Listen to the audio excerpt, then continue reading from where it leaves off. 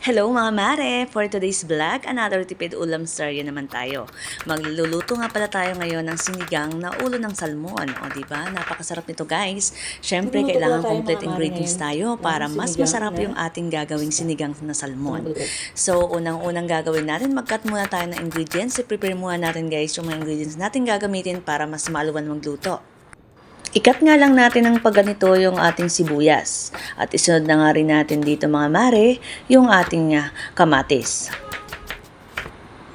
Sa pagkat ng kamatis mga mare, pwedeng paganyan ang pagkat yung mga mare para mas malinamdam at mas makatas siya at mas maliit-liit ng konti.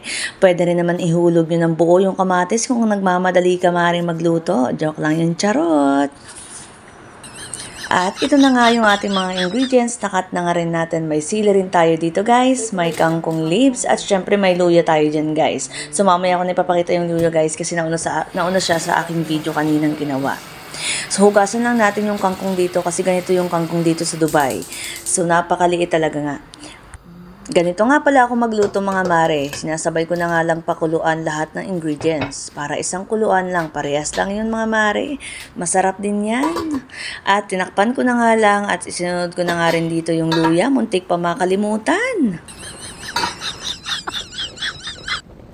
At pagkatapos nga kumulo mga mare ay isunod ko na nga yung ating ulo ng salmon na isda. O diba napakasarap niyan mga mare.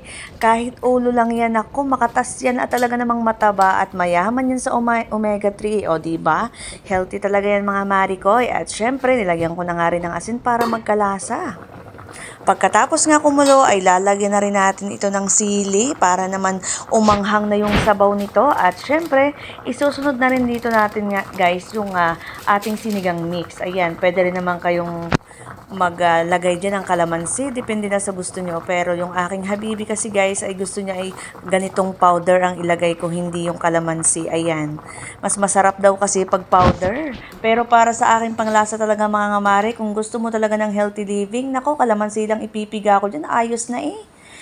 Ay, ito na nga, dahil nga Batanggenyo ang ating napang-asawa, ay di dapat Batanggenyo din ang lasa ng ating niluluto. Joke lang yun, charot! At pagkatapos ko ngang imekos-mekos ito mga mare, ay ilalagay ko na rin dito yung ating kangkong. O, diba? Pag walang kangkong, nako, hindi masarap yung inyong sinigang. Kaya kailangan talagang may kangkong ang sinigang natin kasi healthy to guys. Ganito nga palang itsura ng kangkong dito sa UAE. O, diba? Cute. Ang liliit talaga guys. So, halos lahat walang tapon dyan guys. O, tingnan nyo naman. So, kung nagustuhan nyo nga pala ang ating recipe for today, please follow Mari Vlogs and Idols Kagala TV. Thank you for watching guys. Bye. Thank you for watching guys.